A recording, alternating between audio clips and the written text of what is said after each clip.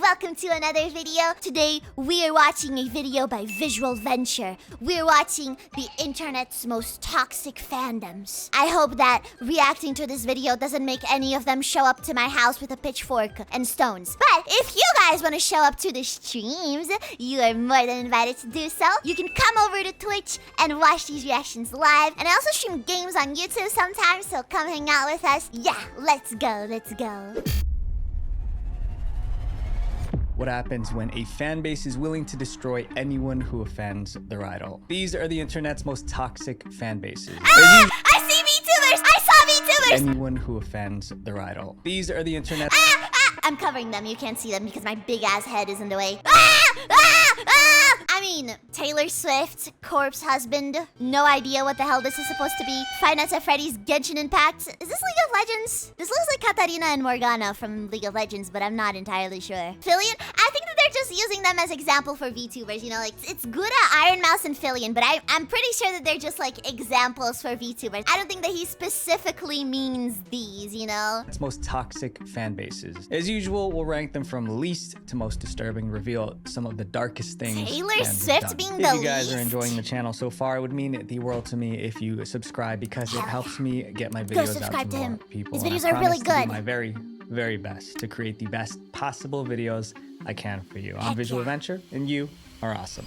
Thanks. Swifties, the overprotective Oh god. fan Oh base. jeez. Oh lord. So before we begin, I want to make this clear that this is not an attack on Taylor Swift or her fans in general. He has to put the disclaimer just to make sure that nobody's going to mail him a you know, like, just to guarantee it. Is a toxic part of her fandom that takes things too far. Almost every musician has overprotective fans, but with Taylor Swift, there are thousands of them, and they attack anyone who dares criticize her. I don't know how old this video is. This video is from 2 months ago. You know, the most recent Taylor Swift album? I feel like her fan base kind of changed a little bit since that one. Cause like, they used to be extremely defensive of her and like anything that she did. Yeah, like her fans kind of turn on her. I don't want to be like mean or like victim blame or anything, but I feel like it was kind of earned. You know, it was like a sort of look around and find out situation. She kind of showed her true colors with her last album, and a lot of her fans were like, yeah, we cannot defend that shit, which is really crazy because like her fan base was insanely dedicated. So for her to put out something so bad that her own insanely loyal fan base turns on her is a little wild. There are thousands of them, and they attack anyone who dares criticize her. In 2020, Taylor Swift released an album titled Folklore. As usual, music critics reviewed it, but one review made Taylor's fans mad. It was from a website called Pitchfork. Okay, this is not funny because I'm sure that this is not going in a good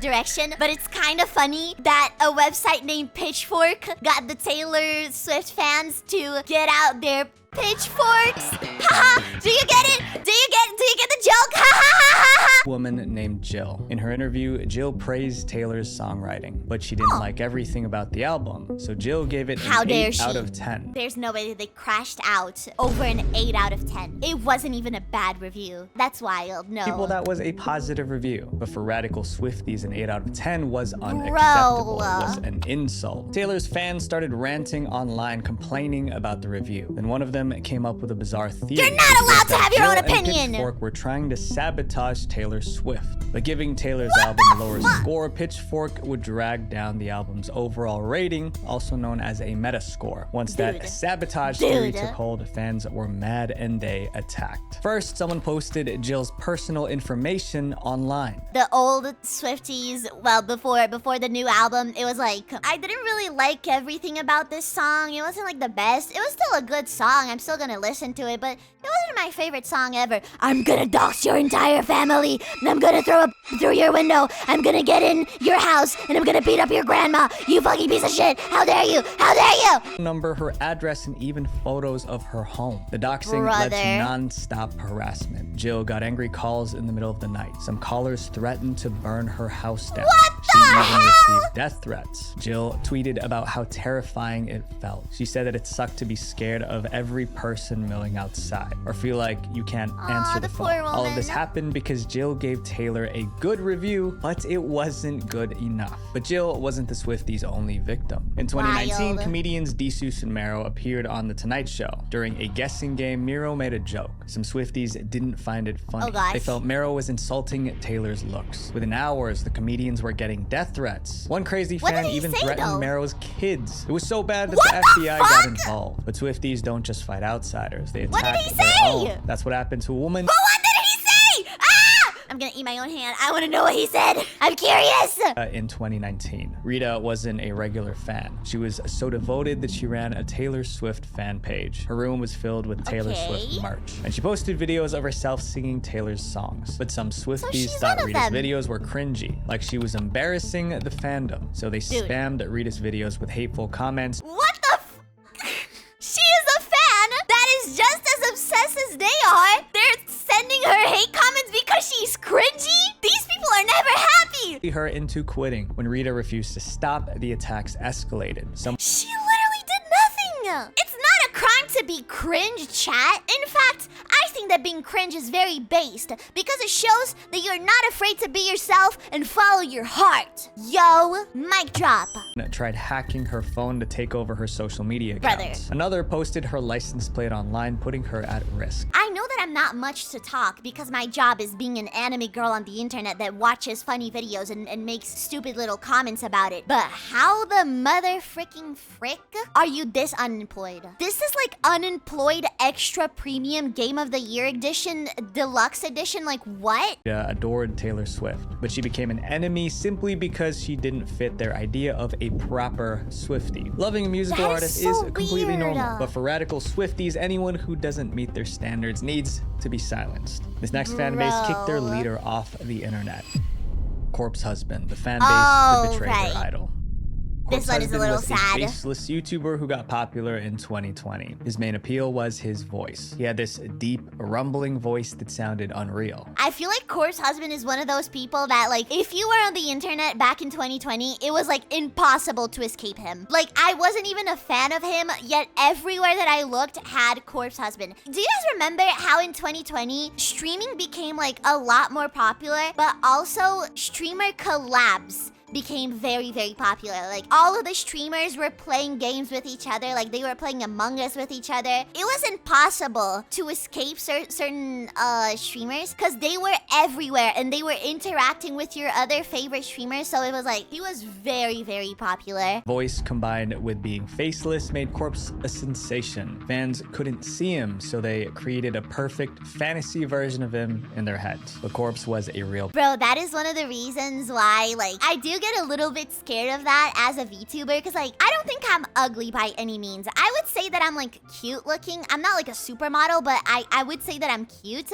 Being a faceless creator, I feel like people, they create insane expectations about your looks. You not showing their face makes it so that people imagine that you're literally the sexiest person alive. Whenever somebody is within a 50-meter radius from you, their panties instantly drop, you know? Like, that's how hot they imagine you to be. Which is why people were so mean to Dream. Even though Dream, like, he's a completely average dude. Like, he's not that ugly. He's just a normal guy. But people expected him to be the sexiest man alive. So when they found out that he was just a regular dude, they weren't very nice about it.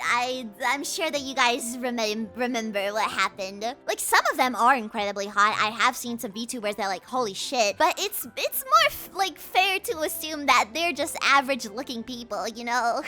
And he was far from perfect. In interviews, Corpse revealed that his deep voice was partly caused by a medical condition. He also had arm pain that affected his daily life. He struggled with anxiety, and he didn't like talking in public because he was scared someone would recognize his voice. That's why he chose to remain faceless. He wanted privacy so he could manage his personal issues without the stress of fame. But some fans didn't care about his struggles. They just wanted to see his face no matter the cost. In 2021, a photo of a man went viral. People claimed it was Corpse Husband. There was just one problem. The man in the photo, it didn't match the image fans created in their minds. And instead of accepting that, they started mocking the man in the picture. Tweets called him ugly. Some fans unfollowed him. Someone tweeted unsubbed. I didn't really really like his content. Like, it wasn't really my type, you know? I'm not very into, like, sexy baiting content, you know? But, like, I genuinely feel so bad for him because, like, if you think about it, he did nothing wrong. Followed corpse after seeing that face reveal. Like, I thought it was gonna be hot, but he's just some ugly creep. The fans were brutal, but the reaction revealed the truth. Some fans weren't following corpse for who he was. They were following the fantasy they created. Also, it was never confirmed that his fan base was insanely parasocial, and like, I don't think parasociality was as talked about back in 2020 as it is now, but like, his fan base was insanely parasocial. Like, the reason why they idealize him so much is because they kind of saw him like as a boyfriend experience kind of creator. His fan base was really, really parasocial. Just another clue that women can be just as weird and cruel as any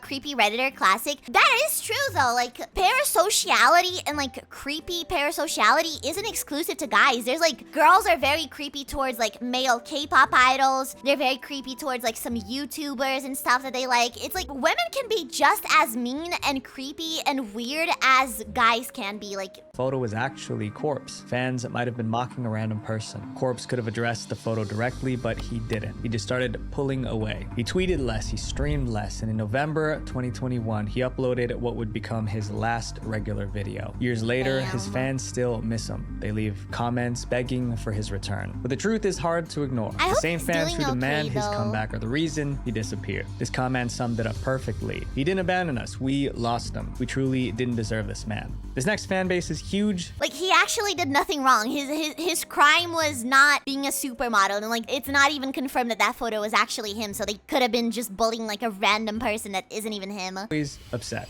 Star Wars, the fan base that's never satisfied. Oh, Star Wars. There's a saying that you can't please everyone. The Star Wars fan base. Are you guys Star Wars fans? Are you a toxic Star Wars fan? Is proof of that. They've complained about everything: storylines, dialogue, characters, even little things like the color of lightsabers. And when Star Wars fans get upset, they get toxic. Star Wars fans love the original trilogy, but nearly everything released after has been a problem. In 1999, The Phantom Menace hit theaters. It was the first movie after the original trilogy. It was also the first Star Wars movie in 16 years. Fans were excited until they actually saw the movie. Many hated the film. They felt it didn't capture the spirit of the originals. The backlash was so intense. I thought people liked the Star Wars stuff until like the more modern stuff, like the stuff from the 2010s and 2020s. I don't really know that. I've never actually watched a Star Wars movie. Nearly ended the franchise. Disliking a movie doesn't make someone toxic, but how some fans expressed their anger was ugly.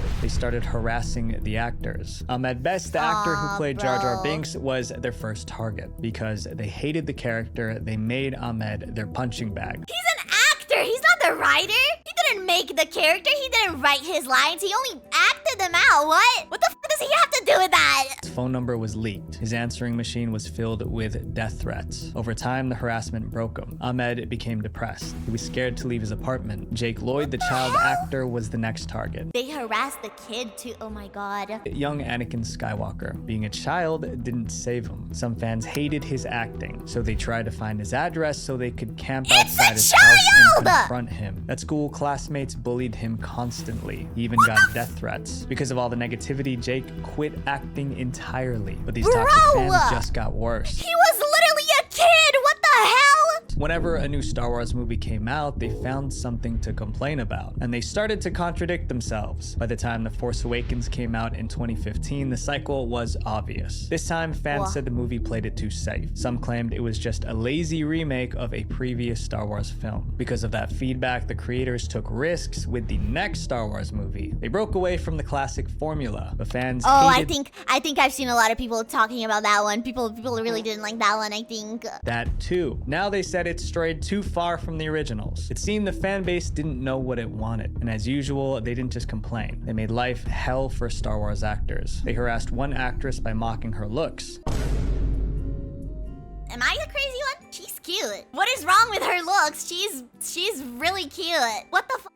Added offensive comments to her Wikipedia page. She had to quit Instagram to escape the attacks. Daisy Ridley, the lead actress, wasn't spared. Even new characters couldn't escape. In 2022, the Obi-Wan Kenobi series introduced a villain named Reva. Reva was a character that fans have been asking for, but once she appeared, the same fans didn't like her, so they turned on the actress who played Reva. The attacks became so vicious that the show's producer intervened. He told fans, if you're sending her bullying messages, you're no Star Wars. It's okay to not like a show. It's okay to think that like it's garbage, the acting is bad, the writing is bad. The problem is when you go harass the actors. Like, they are literally just doing their job. They didn't write those lines. They actually have no control over what their characters do or say or how the story goes. They're just doing their job. Like, it's okay to not like a thing and like stop supporting the show or whatever, but the actor is not to blame for that. They are literally just doing their job, you know? The Star Wars fan base created a lose-lose situation. Play it too safe and they complain. Try something new, they complain louder. It begs the question, It's the guy from Frankenstein. I recognized the actor and I had to say it. Anyways. if every Star Wars movie makes fans mad, maybe the real problem isn't the movies.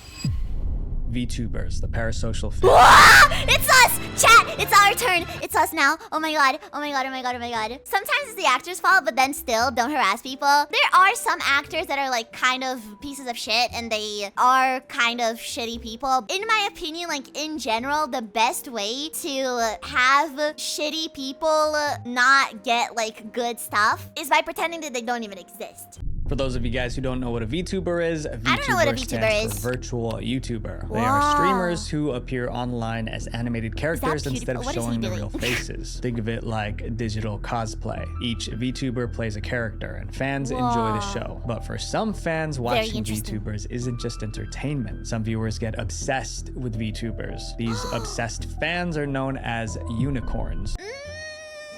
No. I don't want to be the actually person, but actually that is not what a unicorn is. Unicorn is a term that I'm pretty sure originated in Japan, and it was referring to Japanese idol culture. In mythology, unicorns would only appear and interact with virgins because they were seen as pure. And that's kind of like the idea of it. Like the unicorns are people that don't want the VTuber, like the female VTuber, to interact with people of the other gender because they see them as not being pure. Unicorns, a lot of the times, are obsessive fans, but they can be separate things. They're not like, unicorn doesn't necessarily mean just, oh, this person is obsessed with the VTuber, you know? It means a specific type of obsession and stuff. Favorite VTuber isn't just a character on a screen, she's their virtual girlfriend. In order to maintain that girlfriend fantasy, the VTuber must stay single. She can't flirt or even speak to another man. If she does, they feel betrayed. And when these obsessive fans feel betrayed, the reaction can be explosive. No VTuber learned that lesson harder.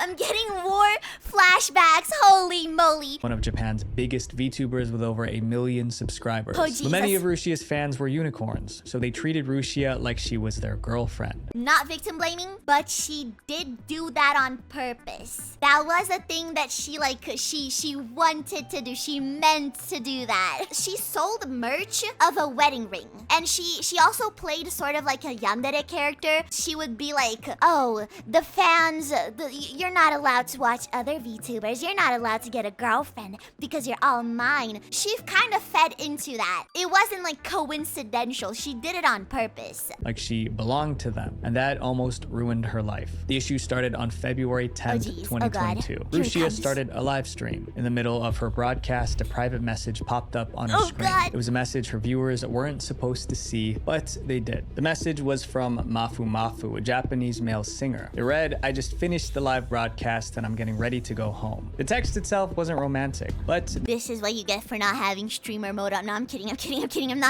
not victim blaming. I'm sorry.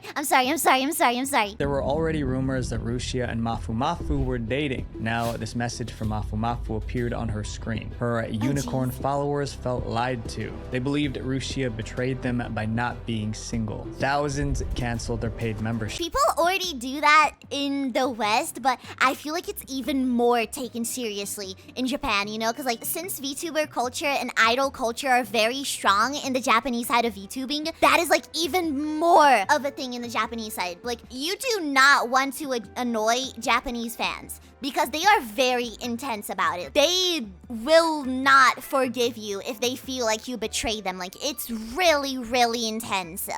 Some destroyed their Rushia merch. A few even sent threats to both Rushia. I'm sorry, the profile pic. Oh my god. Okay, hold on. Holy moly, I was not expecting to see that fucking profile picture. And Mafu Mafu. Rushia tried to calm things down. She swore she wasn't dating anybody, but they refused to believe her. To prove her innocence, she posted a screenshot. It was a chat between Rushia and her manager confirming she was single. But posting that chat cost Rushia everything. Like most VTubers, Rushia was signed to a talent agency. The agency had strict— Most? Not most? Oh god, I'm trying to resist so much the urge of being the actually person. Suppress the autism, keep it in. Confidentiality policies. By posting that private chat with her manager, Rushia broke her non-disclosure agreement. So the agency fired her. Just like that, Rushia lost her platform. Not because she hurt anyone, but because her toxic fans pushed her so far, she broke the rules trying to defend herself. She didn't hurt anyone yet. Later that year, another VTuber had a similar problem. In August 2022, a VTuber named Crony streamed a gaming session with several male VTubers. But most of Crony's fans were unicorns just like Rushia's. These obsessed— Okay, I feel like we're using the word most very generously here, no?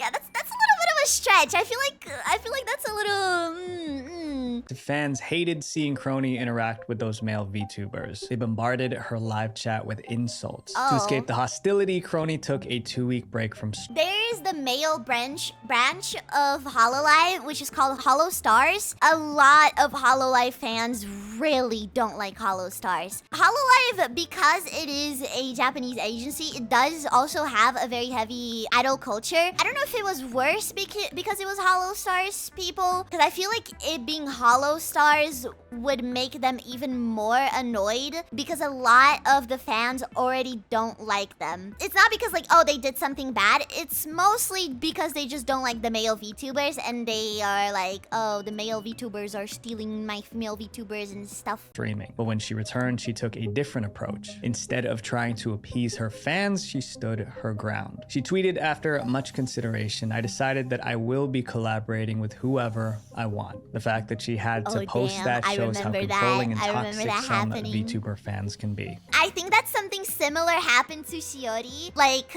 recently. I think it was this year, and one guy posted like, "Oh, Shiori banned me from her chat because blah blah blah," and like the guy was being a unicorn. Everybody on Twitter was clowning on him so hard. This next fan base just can't get along.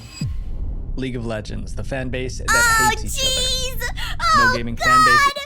I used to be a League of Legends teenager. I don't play it anymore. I have since recovered from my illness, but I used to be a League of Legends teenager, and I played exclusively ranked. No wonder Nako is the way it is. Okay, look, I was about to say exactly that thing, but it hurts less when it's me saying it versus when it's you saying it, okay? Frick you. I don't know how to feel about the fact that Nako has been a majority of these groups. No, I haven't! I've only been a part of VTubers and League of Legends so far. Is as toxic as League of Legends. At least that's what players say. In 2024, a survey asked gamers which fan base was the worst. Around 36% picked League. What makes this fan base so bad? It's about how the players treat each other. League of Legends is built around teamwork. 5 players join forces to beat another team. Success depends on working. I mean, to be fair, I think that it's a little bit rare to see a team-based competitive game that has a nice community. Like, I don't think it's necessarily just League. It's just like the genre, kinda. Having a team-based competitive game where you're competing with other people, but also you depend on other people to win the game, that usually makes people very toxic. Every single game that is of that sort has a toxic fan base to different extents, but they still are toxic, you know? I don't see enough people talking about Marvel Rivals. Marvel Rivals players are so fucking toxic. I play Marvel Rivals, they are crazy. Together. But most players end up fighting their own teammates. If someone makes a mistake, their teammates explode. Players scream insults in the chat. Others go even further. Yep. They int. Inting is when a player deliberately dies over and Oh, this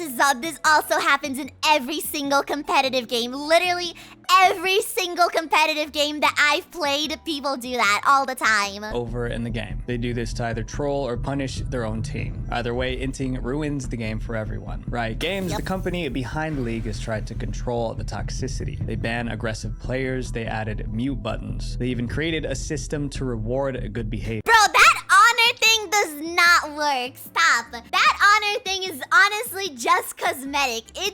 I have seen people with high honor being absolute assholes. Like, this does not help. But none of it worked. By 2020, 98% of players said that they have been harassed in-game. 98% is nearly every player. If players are this toxic during casual matches, imagine what happens when money is at stake. League of Legends has massive esports tournaments, and these tournaments offer millions of dollars in prize money. The most famous team in League is T1. They've won countless championships, and their star player named Faker was insanely skilled. Fans called him the Michael Jordan. He is such a legend that I think people that don't even play League of Legends know this man. There's so many people that have never played League in their life and they know who Faker is. Like, that's how legendary this guy is. Jordan of esports. But in 2020, the same fans who idolized T1 turned on them. That year, T1 failed to qualify for a major tournament. Fans blamed the team's coaches for benching Faker during the qualifiers. The coach who benched Faker received death threats. Other players began getting threats as well. T1 CEO had to plead with fans to stop. Some fans ignored the warning. By September 2020, T1 started tracking down those behind the threats to Bro, why do people take stuff so seriously? Like, holy shit, calm down, bro. Yeah, it sucks. I have been a very big esports fan, like, for a while in my life. But, like, oh my god. Legal action. This wasn't the only time fans turned on a professional League team. One team received an actual weapon in the mail. It was supposed to be some kind of warning. It's no wonder so many consider League of Legends the most toxic fan base in gaming. Up next is a fan base that operates like a mob. Genshin Impact, the fan base that bullies. Oh, yeah. The game Genshin Impact is more popular. Genshin. I know that some of you guys like Genshin, but I don't have a good image of Genshin Impact fans. They're kind of spooky to me, you know. I don't know. Yeah, like, I know some people that like the game and they're normal, but you know that thing where like a few weirdos kind of ruin the image for everybody else? That's kind of what happened to me. Like, a lot of Genshin fans on the internet are a little questionable. Than people realize. It launched in 2020, just 5 years ago, but it already generated over $6.3 billion in revenue. More than 11 million people play the game every month. That's the population of a small country. But a game this big attracts all kinds of fans. Some of them are notorious for bullying, and sometimes they attack for surprising reasons. It's exactly what happened in 2022. An artist posted an illustration of Kaya, one of Genshin's main characters. It was just fan art, nothing controversial. But the artist made one mistake. Nice art style. Kaya's skin tone was lighter than usual. That small error caused chaos. Barely Hardcore even fans lighter. demanded the artist delete the drawing. There's barely a difference. It's almost the same. Comments said draw him correctly or don't draw him at all. That was harsh, but some fans went further. This has to be bait. Someone stole the drawing, darkened Kaya's skin, and reposted. That is darker than the original, but okay. Like, this one has to be bait, right? This is bait. I don't believe it. I don't believe it. I don't believe it. It's bait. It's bait. It's bait. They claimed they fixed the art. The artist even tried to apologize. They tweeted, "I didn't mean to paint Kaya's skin color brightly. It turned into this color unintentionally. I'm sorry for making you feel uncomfortable." But the apology didn't end the harassment. The attacks continued until the artist deleted their Twitter account. And this case was just the beginning. Genshin fans attack artists over little things. It wasn't even a big difference. It was basically the same color. Like drawing a character in the wrong outfit or the wrong pose. But it's not just artists the who get attacked. Even actual employees working on the game have been targeted. In 2021, Genshin added a new character named Kokomi. Unfortunately, some players didn't like her, but they didn't just complain about the character. For some twisted reason, fans attacked the voice actress who played Kokomi. She was live streaming when the insults started. The chat was filled with hateful comments. To be fair, there's a problem with Genshin itself not giving characters inspired by non-white cultures very light skin. I have seen that. I do find the memes of like dark skinned Genshin characters being like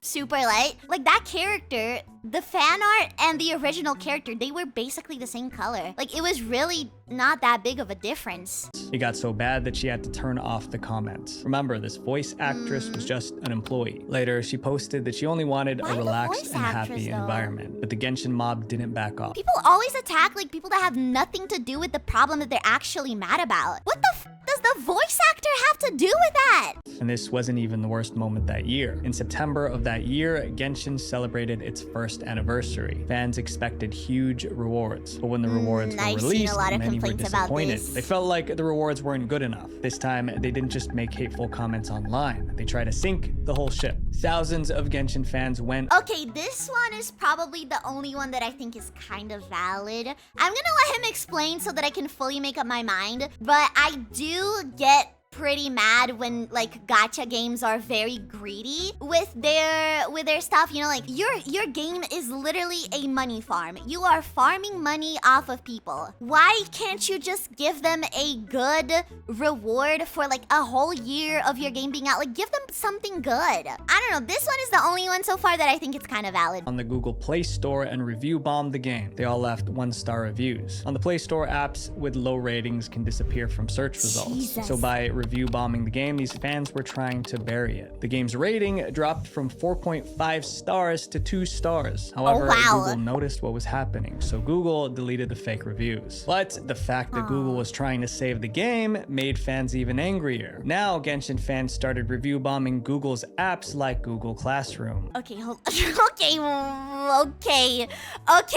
I was gonna pause to say, I do think it's kind of valid that they were review bombing because they weren't review bombing like for no reason. They were review bombing in response to something that the game did bad. But what? Wait, this is kind of hilarious. More than 20 apps across the Play Store were filled with fake negative reviews. Roblox? The war only ended when the developers of Genshin Impact gave in. They added extra rewards to calm the fans down. If this community can sabotage... They pissed off their fan base so much that they got Google Classroom and Roblox to be review bombed as well. This is so fucking funny. What the hell? Own game, what'll they do next? Up next is a fan base that chased away the creator of their game. Five Nights at Freddy's, the feral fan base. Oh my god. Five Nights at Freddy's launched in 2014. It was an instant hit. Players took on the role of a night guard trapped in a haunted pizza shop. The game was filled with hidden clues and mysteries waiting to be solved. The community grew fast, but as the fan base exploded, so did its darker side. The game was created by Scott Cawthon. Oh wow, I've never seen his face. That was kind of surprising. I've never actually seen Scott's face. The early days, Scott was very active in forums. Scott listened to fans and shaped new games around their ideas. Fans loved having that connection, but the closer Scott stayed to the community, the more demanding it became. In 2015, FNAF 3 and 4 were released, but fans thought the games weren't scary enough. Others thought they were too easy. Okay, I'm gonna be for real. When this stuff came out, I was a kid. I never even played FNAF 3 and 4. I only played 1 and 2 because I was way too scared. I couldn't handle them. It was way too scary for little child Knuckle. Yeah. Nowadays, I would probably be able to play them just fine because I'm kind of like desensitized to horror now. But oh wow, back then, yeah, I could never play them. I was way too scared. Angry fans attacked Scott directly. One fan even went after Scott's family. I mean, imagine threatening someone's family over a game. But the attacks didn't stop there. Later that year, Scott released the first Five Nights at Freddy's book. His co-author was a woman named Kira. The fans couldn't find much about her online, so they concluded she didn't exist. They accused Scott of lying and attacked him again. Scott later clarified that Kira was a professional writer, but he told her to make her accounts private because he expected weirdos and creeps to stalk her. Damn. That means Scott when you do something and you warn the person to like private their stuff because you expect your fan base to be creeps, it says a lot. Realized how toxic the FNAF fandom was becoming. Damn. In 2016, it got worse. Scott launched a spin-off called FNAF World. The game was buggy, so fans... It's because FNAF is also like very popular with kids, right? Like, I feel like kids especially take things super serious. Like, it doesn't cancel out. Like, adults can be super toxic, but usually when a fandom is like full of kids or like just younger people, like teenagers and stuff, they don't have as much maturity and like impulse control, and like everything is the end of the world for them. Everything is like super serious. They have less emotional control. So when a fandom is full of kids and teenagers, it's even more likely to be very toxic. Hated it. Scott took the game down, fixed the issues, and re-released it for free. But fans kept criticizing Scott, calling him a sellout. When Scott deleted the worst comments, they accused him of censorship. He simply couldn't win with them. Okay. By 2021, he had enough. He stepped away from Five Nights at Freddy's completely. After Scott left, new developers took over to keep the franchise alive. But the toxic fans treated them even worse. In 2024, a fan project called FNAF in Real Time was canceled. The developers revealed they were receiving threatening messages from angry fans. The harassment shook them so much that they abandoned the game too. The community that made FNAF a hit was tearing it apart. One FNAF fan on Reddit said it best: "We literally can't have anything anymore." My friends, being a fan of something isn't an excuse to hurt people. If there's one thing to take away from this video, it's this: we can enjoy good things without tearing others down. True. Adventure. True. You can enjoy good things. You can be normal about them and don't harass people. If you don't like something, don't interact with it. Don't go after it and give it more attention and harass it or whatever. Just pretend it doesn't exist, and that will be the best thing that you can possibly do.